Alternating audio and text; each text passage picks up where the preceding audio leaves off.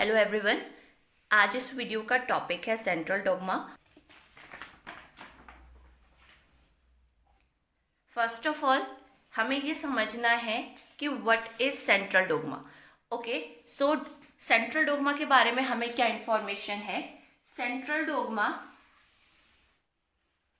आपका unidirectional flow of information है। It is unidirectional flow of information and we are quite aware कि यहाँ पे information किससे रिलेटेड है। यहाँ पे इंफॉर्मेशन की बात हो रही है जेनेटिक इंफॉर्मेशन, यानी कि हमारा जो डीएनए है वो हमें पता है जेनेटिक इंफॉर्मेशन कैरी करता है। वही जेनेटिक इंफॉर्मेशन कैसे पास ऑन होगा उसके बारे में सेंट्रल डोग्मा है। Central dogma was given by Crick. Central dogma किसने दिया था? आपका क्रिक ने दिया था। तो अब सेंट्रल डोग्मा को समझिए। आपका डीएनए क्या बनाएगा? एमआरएनए। वो एमआरएनए क्या बनाएगा? Further proteins. और आपकी रिक्वायरमेंट ही क्या है? प्रोटीन। सो अब यहाँ पे जो डीएनए के पास इंफॉर्मेशन है वो आगे पास ऑन हो रही है एमआरएनए, और एमआरएनए से आपका अल्टीमेटली क्या फॉर्म हो रहा है? प्रोटीन। ये प्रोटीन आगे जाकर क्या बना सकते हैं? एंजाइम्स। सो अब हमें क्या समझना है, जब डीएनए से डीएनए की फॉर्मेशन होती है तो उसके लिए क्या नाम दिया जाता है? उस प्रोसेस का नाम है रेप्लिकेशन। और जब डीएनए से एमआरएनए की सिंथेसिस होती है तो उसका नाम है ट्रांसक्रिप्शन। एंड जब एमआरएनए से प्रोटीन की सिंथेसिस होती है तो उसको हम कहते हैं ट्रांसलेशन। ये तीनों के तीनों पॉइंट आपके लिए इंपॉर्टेंट है। What is replication, transcription and translation. अब हम बात करते हैं उन एंजाइम के इन्वॉल्वमेंट की जो हर एक प्रोसेस को कंडक्ट करते हैं। In the case of replication, the main enzyme is DNA polymerase. But आपके जो NCERT में एक नेम मेंशन है, हम उसको भी हाईलाइट करेंगे, जो है आपका DNA dependent DNA polymerase. DNA polymerase and DNA dependent DNA polymerase लगभग आपका सेम है। क्यों? क्योंकि रेप्लिकेशन में आप एक डीएनए की स्ट्रैंड से ही डीएनए सिंथेसाइज करते हो। तो आपका डीएनए सिंथेसाइज हो रहा है तो उसकी वजह से आपने क्या नाम लिख रखा है? DNA polymerase.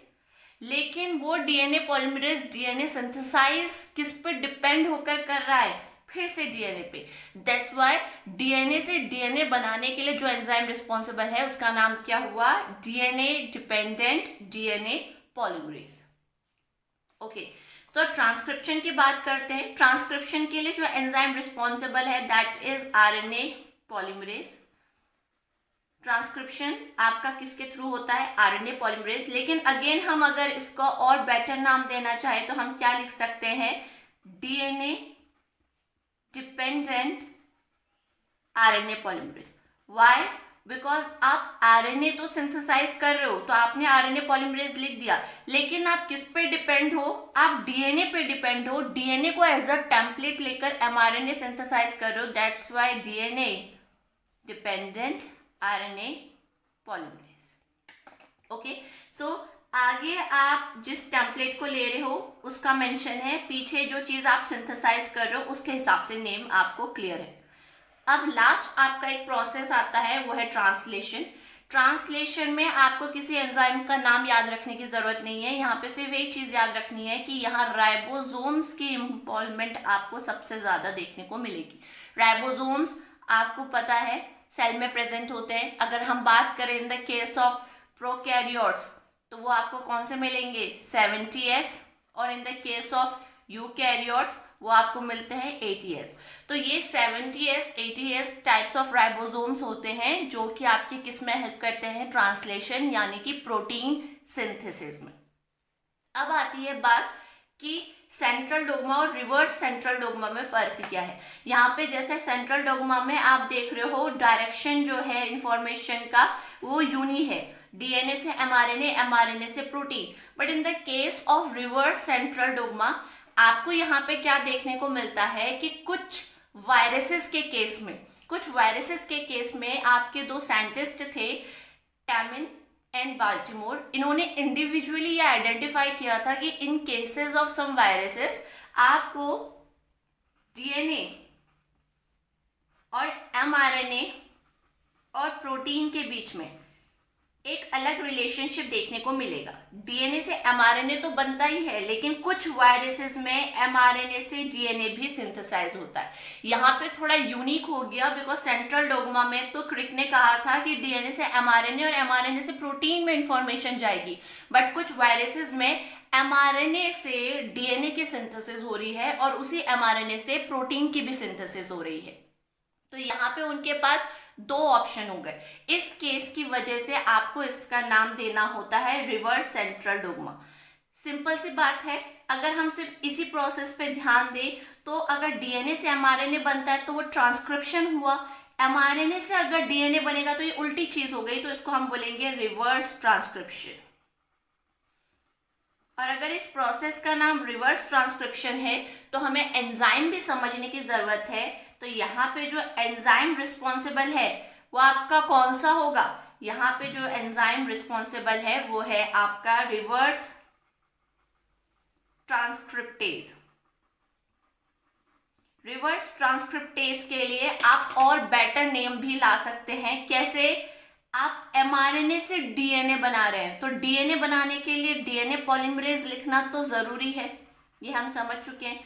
लेकिन किस पे डिपेंड हो रहे हो आप? एमआरएनए पे डिपेंड होकर डीएनए बना रहे हो, तो आपका हो गया आरएनए डिपेंडेंट डीएनए पॉलीमरेज। ये आपके नीट एग्जाम में क्वेश्चन आ रखा है, आप जाकर चेक कर सकते हैं। लास्ट टू लास्ट ईयर में उन्होंने सिंपल पूछा है रिवर्स ट्रांसक्रिप्शन किसकी वजह से कॉज होता है। अगर नीट में नहीं तो किसी और आपके एग्जामिनेशन में मेंशन है ये क्वेश्चन। आपका उसमें पूछा गया है कि रिवर्स ट्रांसक्रिप्शन में कौन सा एंजाइम इन्वॉल्व होता है। तो सिंपल आंसर उन्होंने रिवर्स ट्रांसक्रिप्टेज ना देकर DNA dependent DNA polymerase, RNA dependent DNA polymerase ऐसे मेंशन कर रखा है। तो आपने बहुत जरूरी है ये समझना कि ये नेम जो हम एंजाइम को देते हैं वो किस बेसिस में देते हैं। So that's all for your central dogma and reverse central dogma. आपके इस टॉपिक में सिर्फ यही मेन इंपॉर्टेंट पॉइंट्स हैं। आई होप आप लोगों को समझ में आया होगा। Thank you so much for your support.